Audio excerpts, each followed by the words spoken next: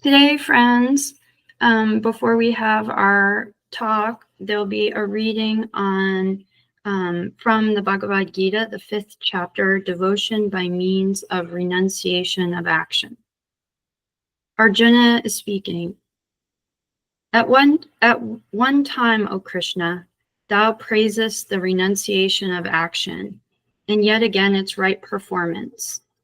Tell me with certainty which of the two is better. Krishna.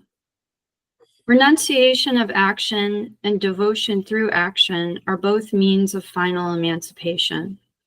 But of these two, devotion through action is better than renunciation. He is considered to be an ascetic who seeks nothing and nothing rejects, being free from the influence of the pairs of opposites, thou of mighty arms.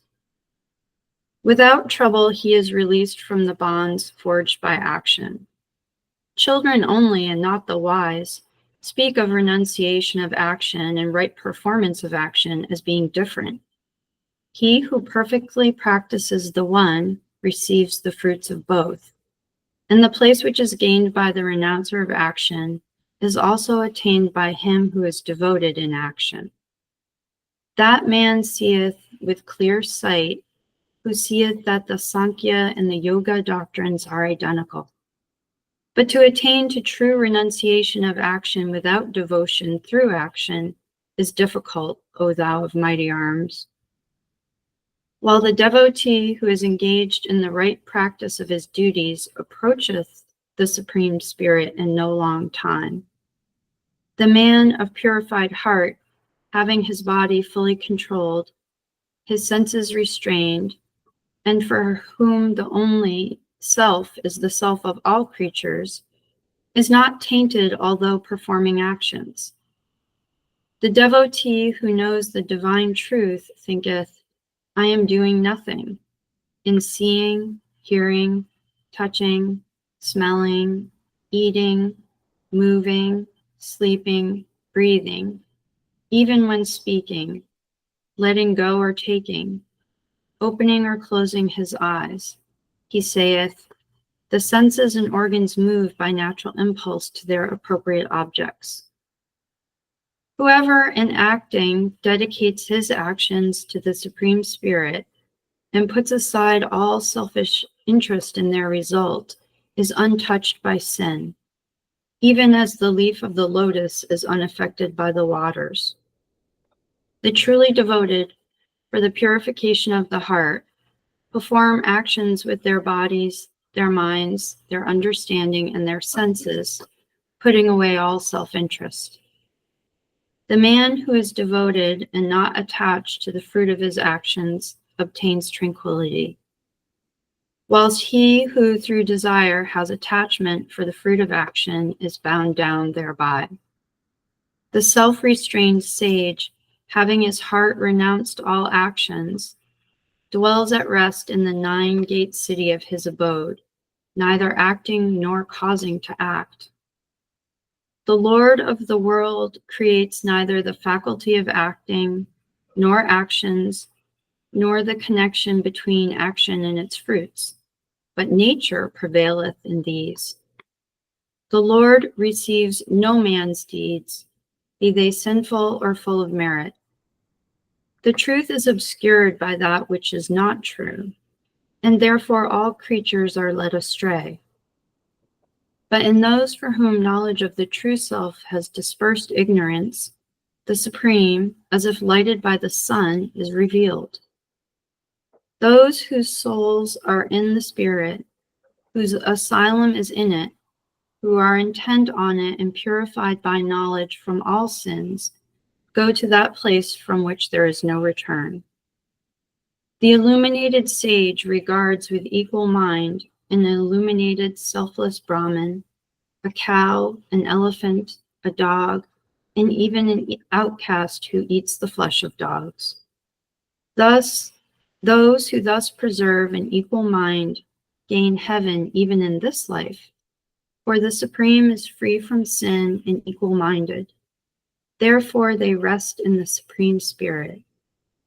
The man who knoweth the Supreme Spirit, who is not deluded, and who is fixed on him doth not rejoice at obtaining what is pleasant, nor grieve when meeting what is unpleasant. And now the talk. Thank you, Kathy. Let me share my slides first.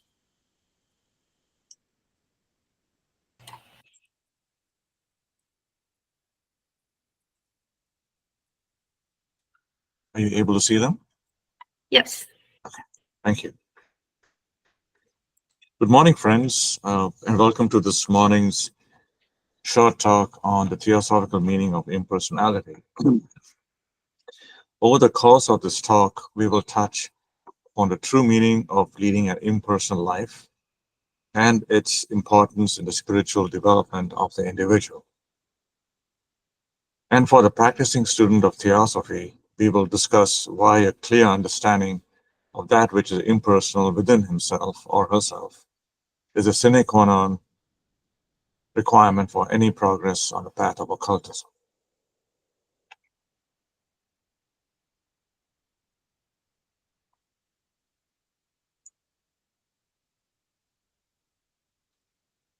The concept of an impersonality is one of the most profound and defining elements of theosophical teaching. Far from suggesting detachment in the cold or indifferent sense, impersonality represents performance of action while keeping the higher self in mind, the realization of the immortal triad of the Atma, Buddhi, and Manas. It is the ground of spiritual freedom, the very essence of the life of the adept and the true disciple. So H.P. Blavatsky makes it clear in the Secret Doctrine, where she dedicates a work, and she says this is to all true theosophists in every country and every race. And this dedication itself demonstrates impersonality, because the book does not say that it's meant for one sect or one culture or one nation, but for humanity at large. The scope of this teaching then is not personal but universal. Its purpose is to awaken the human being to their own inner divinity and to point towards the shared essence that underlies all existence.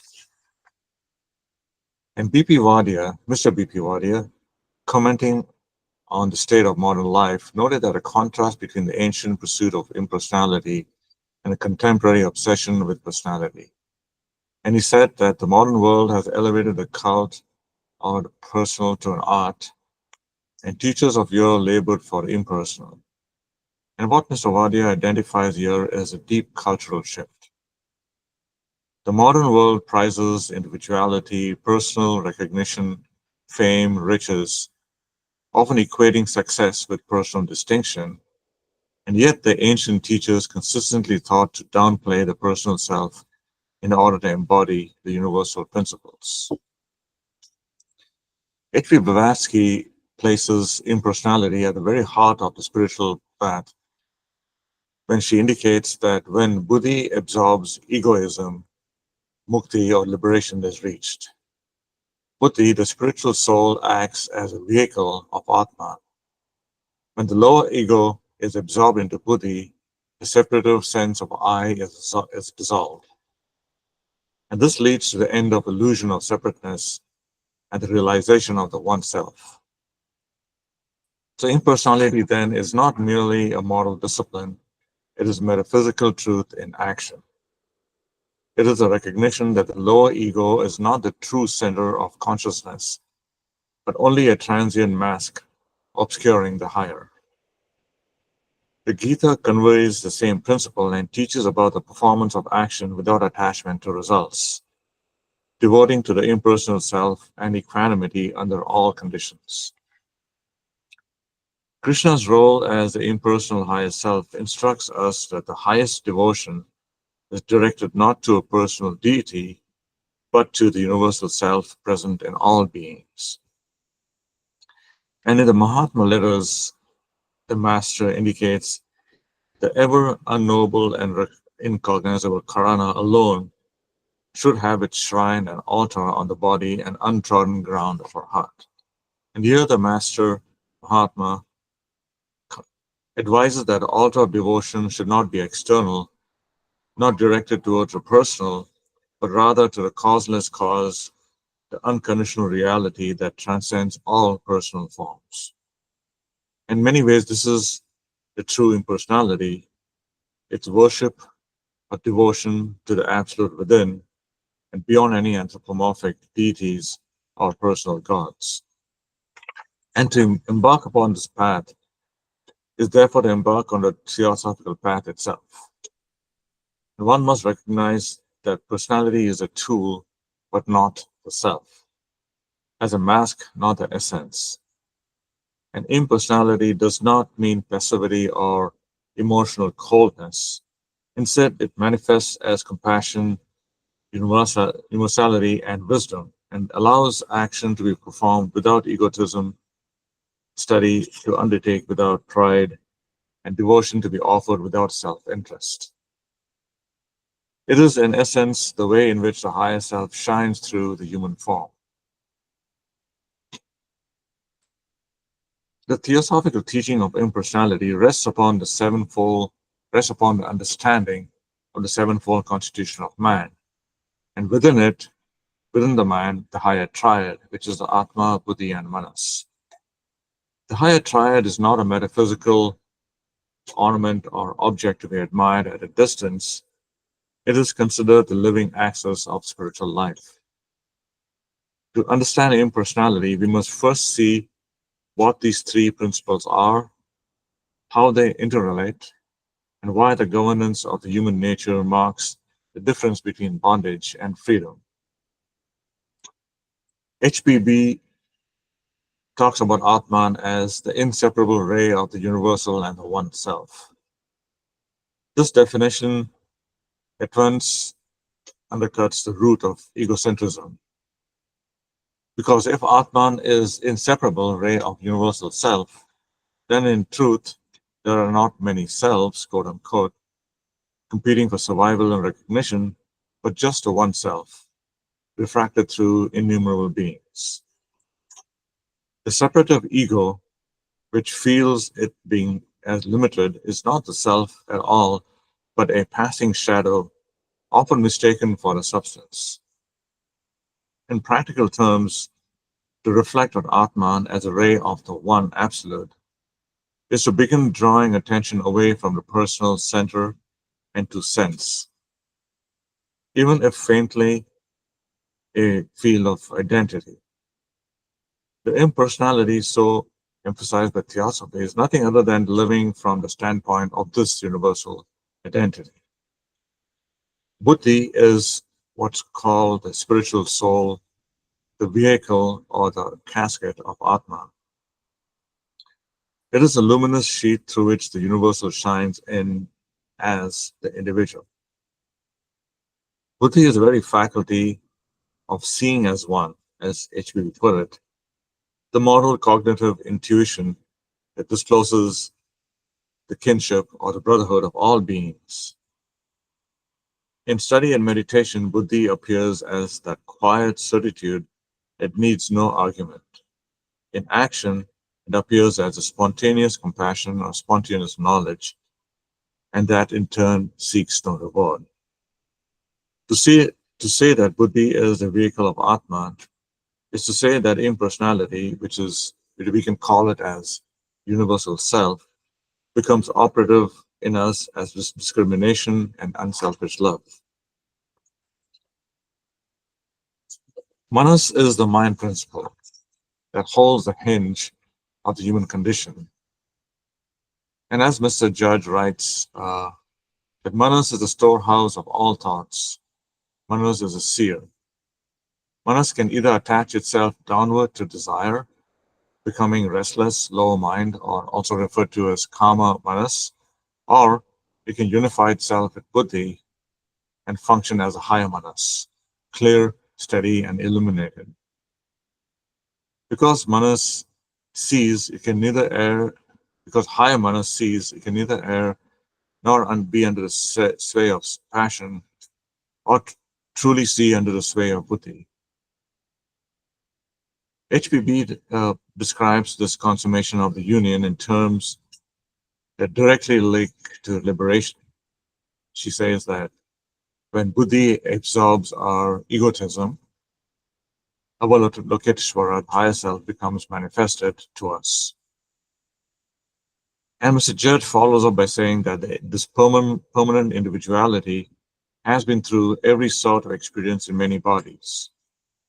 And by doing this, Mr. Judge puts a triad in a context of evolution, because the permanent individuality is not the personality of one lifetime, but the enduring Atma Buddhi Manas complex, a triad that gathers experience through many incarnations.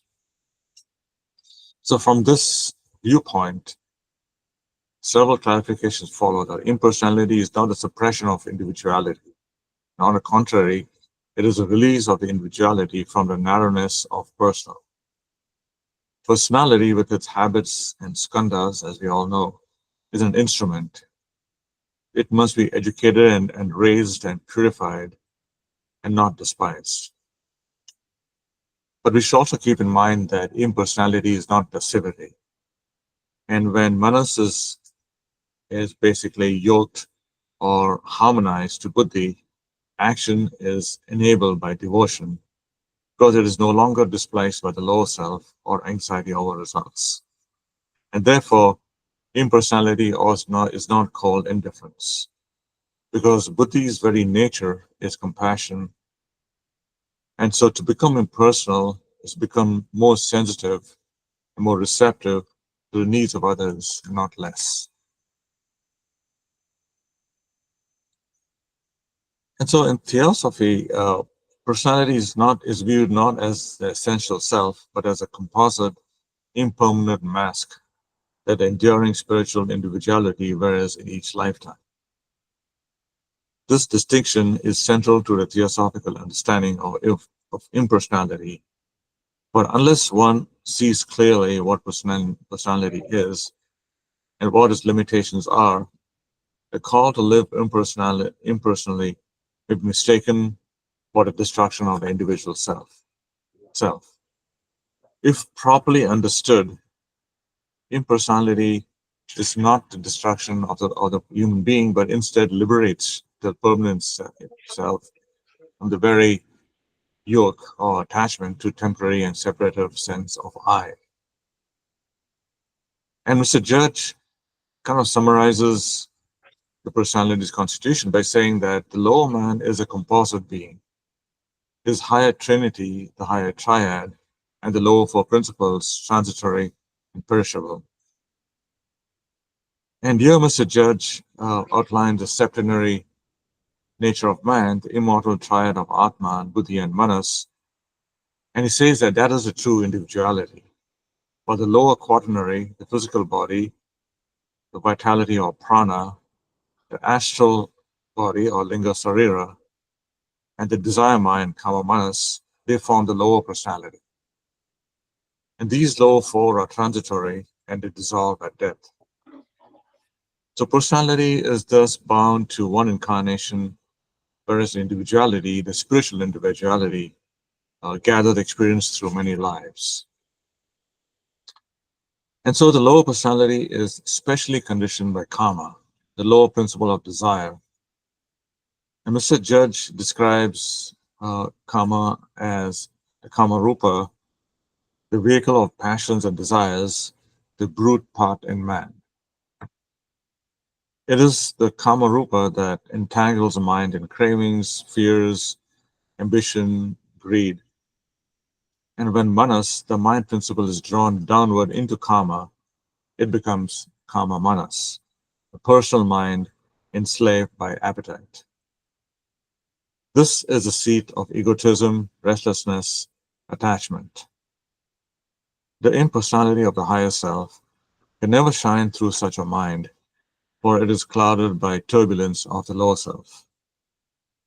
This is why Theosophy emphasizes purification, but not suppression of personality, its subordination and refinement to as driven by the higher self.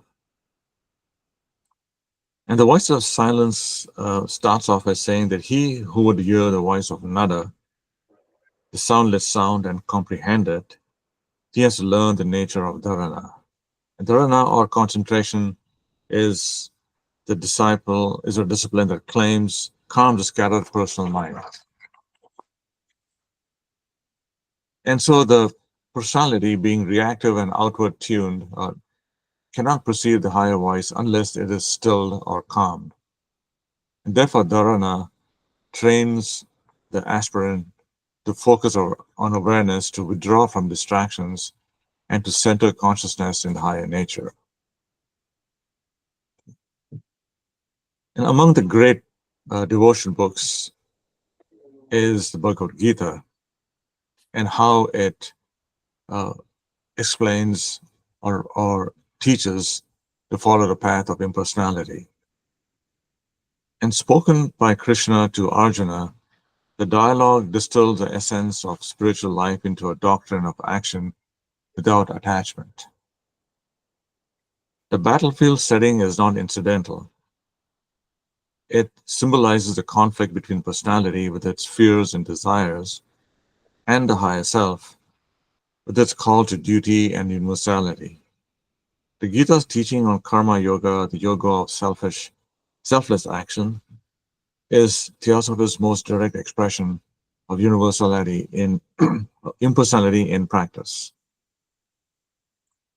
So the teaching begins with the principle of non-appropriation, which says that the business is with action only and not with its fruits. And in this verse is among the most cited in Gita because it strikes directly at the ego's tendency to claim results or to claim credit. And personality lives by, it says, my success, my failure, my gain, my loss. And Krishna advises for us to walk away from this appropriation or turn our attention away from it. And so the earnest student of Theosophy must act because action is required by devotion and not because of what it may be gained or lost.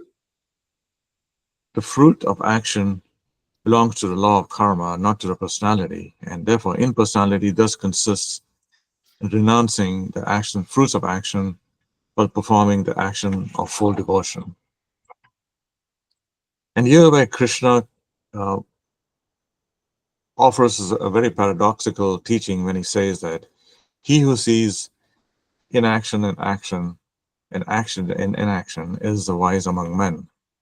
And so this aphorism or teaching reveals a deeper psychology of impersonality. So outwardly one may act with great intensity, but inwardly one must remain detached, resting in the self that never acts. Conversely, one may sit idle in the body while inwardly clinging, craving, and scheming.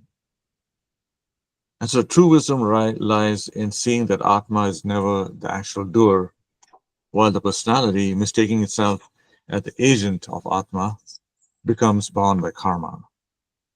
And therefore, to live impersonally is to recognize that self remains untouched, even as actions flow through the body and mind.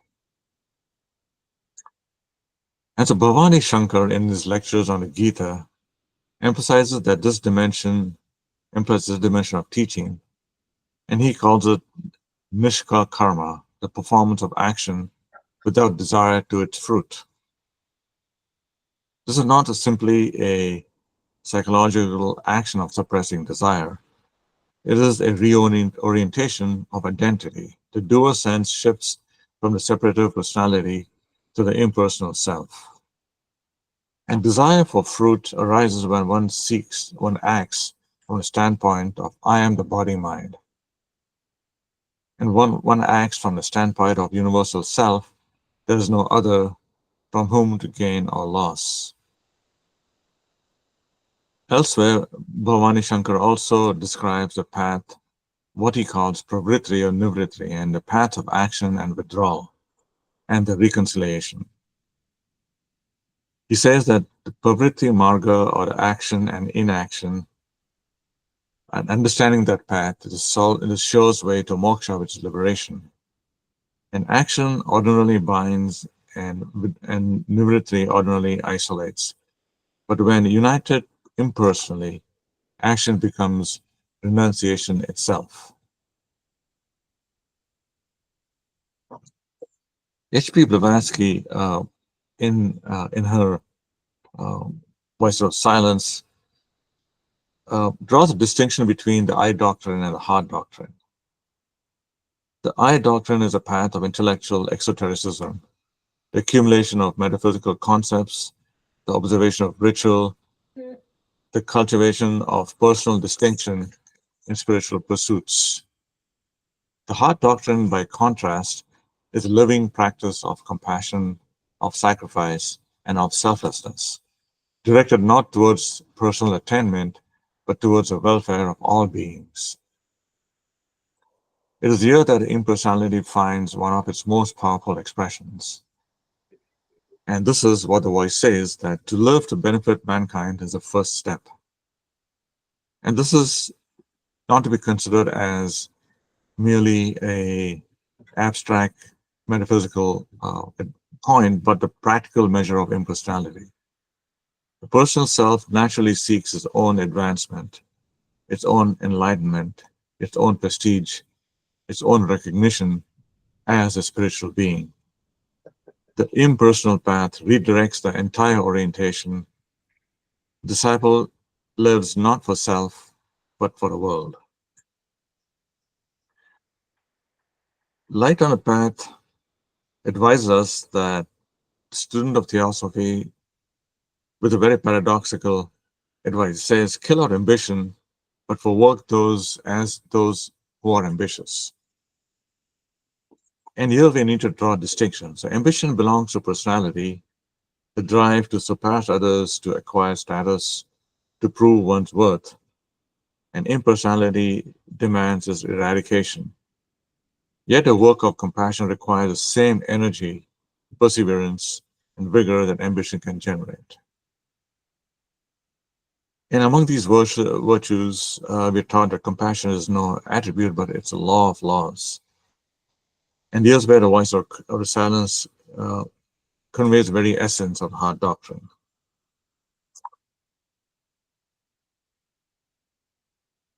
So how do we transform our personality? Um, in essence, transformation signifies the cessation of individual's claim to be the true self. But that's the biggest mistake and delusion that every individual thinks, that they're the real self. But to purify these tendencies so that the higher self can shine through unobstructed. The voice of the silence opens the disciples' eyes by saying, kill out desire of life. Desire of life here means the clinging to personal existence as the ultimate, the fear of loss, the craving of gain, and the binding that bind consciousness to the transient.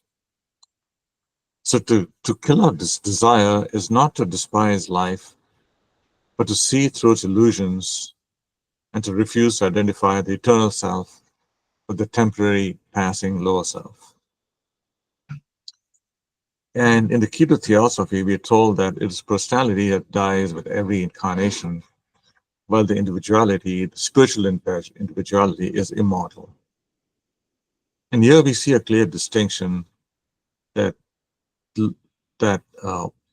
low personality is temporary. It's tied to one life. It's called also the shadow, while the higher triad endures across lives.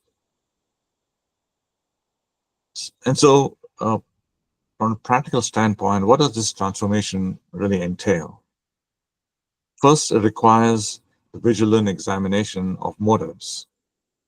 The student must ask, am I acting for personal gain, recognition, or ambition, or am I acting impersonally for the sake of duty, and service?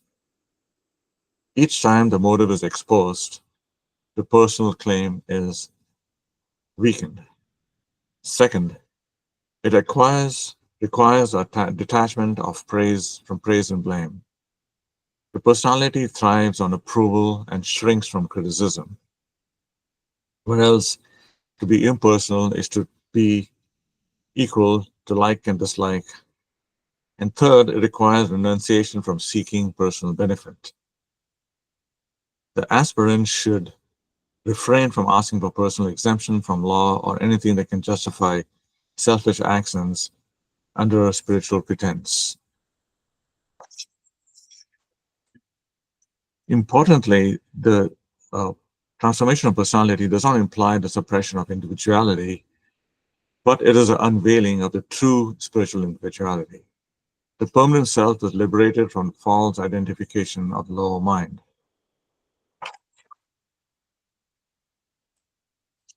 If impersonality is a condition of liberation and the mark of true discipleship, then the student of Theosophy must ask, how can one recognize when the higher self, rather than the lower self, governs our lives? The answer lies not in theory, but in conduct. So the scriptures, the books of devotion, and commentaries in Theosophy provide a clear guidance, practical signs by which progress may be discerned. These signs are not mystical visions or esoteric powers, but simple, observable qualities of character.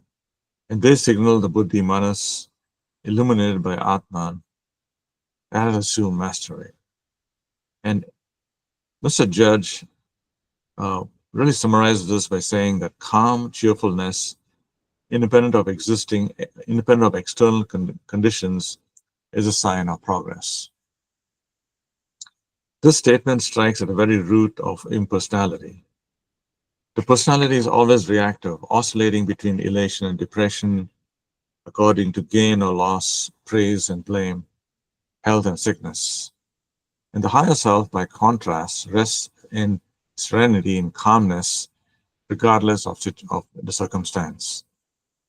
When the disciple finds within himself or herself, a cheerfulness unshaken by adversity or flattery, it is a sign that impersonality has begun to govern consciousness. And this calm is not forced, but a natural radiance of the Buddha's light.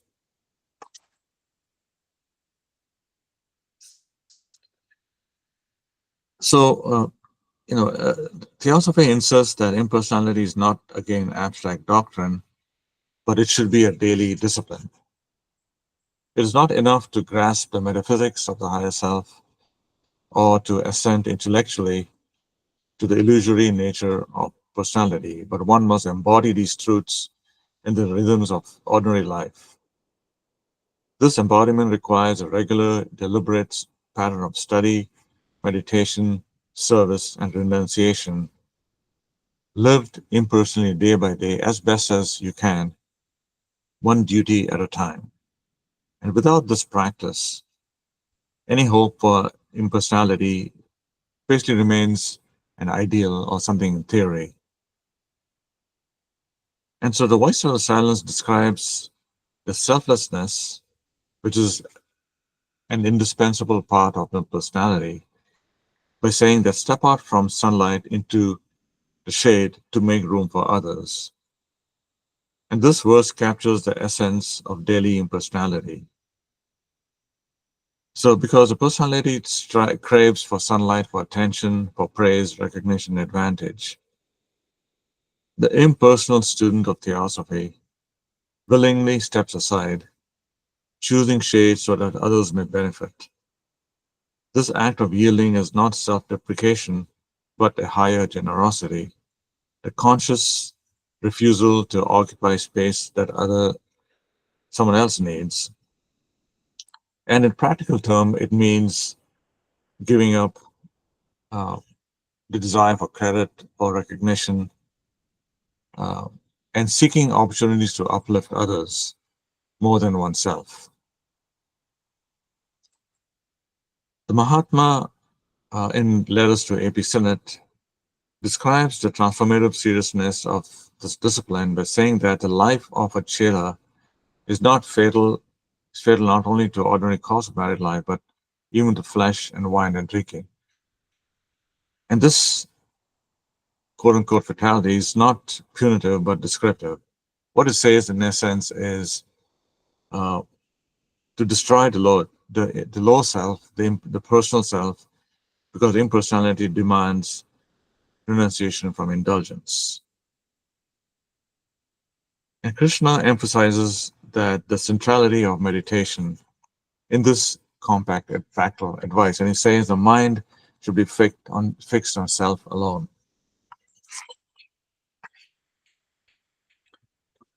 And so finally, Theosophy teaches that impersonality is the very gateway to liberation. To understand impersonality is to understand the nature of the higher self, the law of karma, and the destiny of the soul. And HPB basically sums it up by saying that the compassion is a law of laws. Compassion, as we have seen, is impersonality in action. It is a spontaneous outflow of Buddhi when the illusion of separateness is dissolved. That it is called a law of laws indicates that compassion is not an optional sentiment, but the very principle to be followed and practiced. To live impersonally is to live in harmony with the universal self, and to act compassionately is to act in accord with its deepest law. The disciple who cultivates impersonality does not aid something extraneous to life, but harmonizes universal thought. And so, in summary, in conclusion, the transformation of personality results in the unveiling of the higher divine self. It reveals the immortal individuality which alone can enter into liberation from the bonds of conditional existence. Impersonality is both the path and the goal. It is a path because every discipline, study, meditation, renunciation, service requires impersonality to be genuine. And it is a goal because liberation itself is nothing other than perfect impersonality. And that is basically the realization of the higher self. Thank you, and open up for comments, feedback.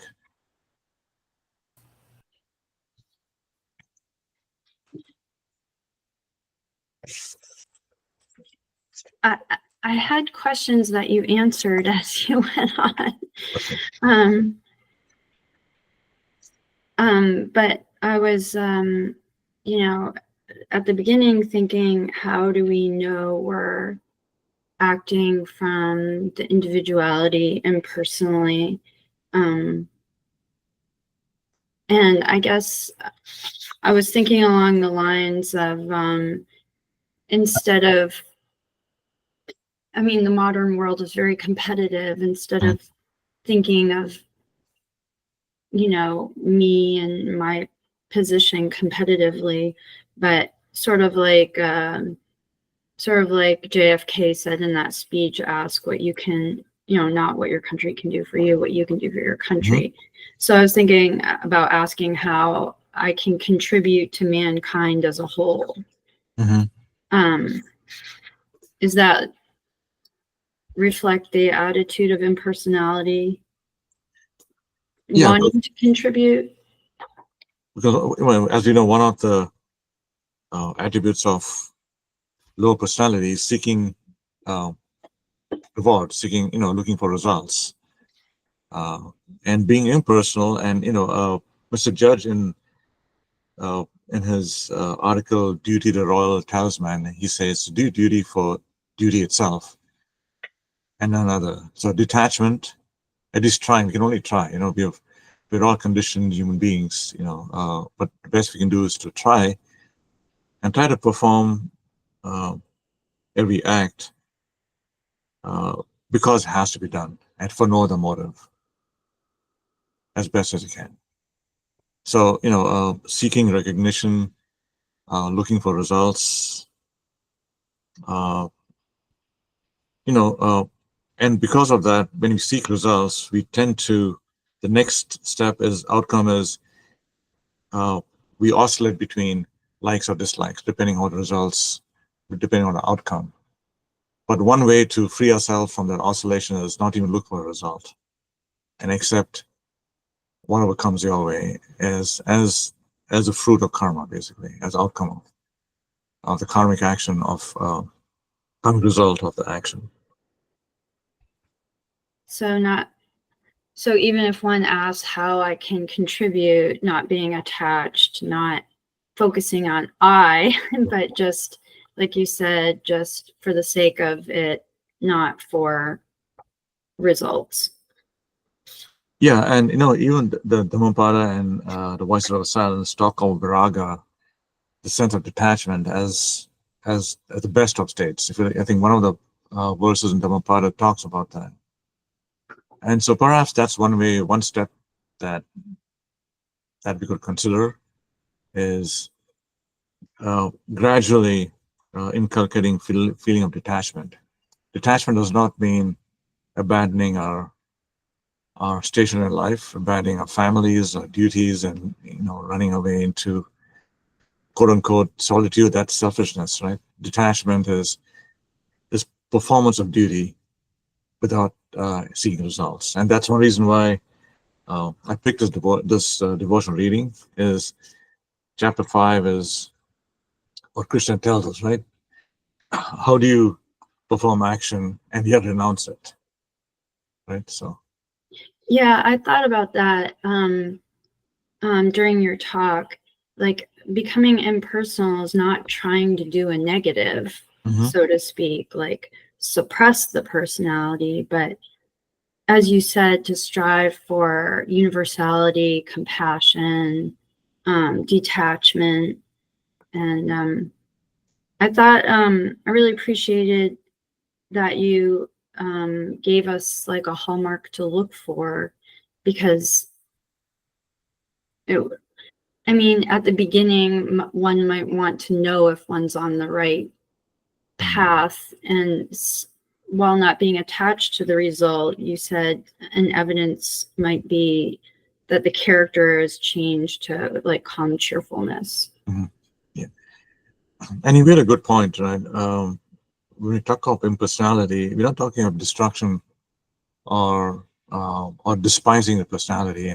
This student found a word, I believe it was either one of the Mahatmas called it transformation. So raising the self by the self. That's what Krishna tells in the Gita and even in the Dhammapada as well. I think that is a path towards impersonality. So not to look at the personal side in negative terms, but turning our attention inward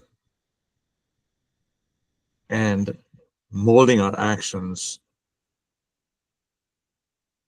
based on on what we know about Atma, and trying to make our actions for all. I mean, that's looking inward, because all of us, because we live in an intense environment of objectivity, right? It's very difficult for us to turn inward, but performing our works or our duty on the objective plane, while at the same time thinking of Krishna within us, is one way to gradually become impersonal. I think Krishna says somewhere, right? The inconstant mind should, that our rambling senses, it goes basically from object to object. And he said 2 steps. First step is pause, and second step is put it on me, on Krishna. And any quiet moments, as much as we can, if we can contemplate and meditate on Krishna, and really try to understand that who are we truly? We are the higher self. We are we are not Mr. So and so, not Mrs. Smith, as I think either Crosby or Mr. Judd says in Letters That Help Me. But we are thou art that. We are that higher self, and just try to reflect on that in some quiet moments during the day. It really help to add to that. Well said. Thank you so much.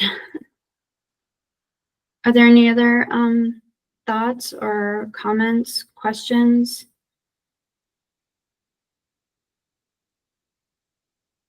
Hi, Josh. Nice to see you. Hi, Cyrus. Great to see you too. Yeah. Sorry I missed your talk. Oh, it's okay. Well, I guess we'll end it here. Great to see you too. And and we'll return after a short break for the Way of the Bodhisattva, the study text we are taking up next. So we group in about like 12:10 Eastern time. Yes, sounds good. Sounds good. See you guys soon. 10 minutes. 10 minutes, yeah.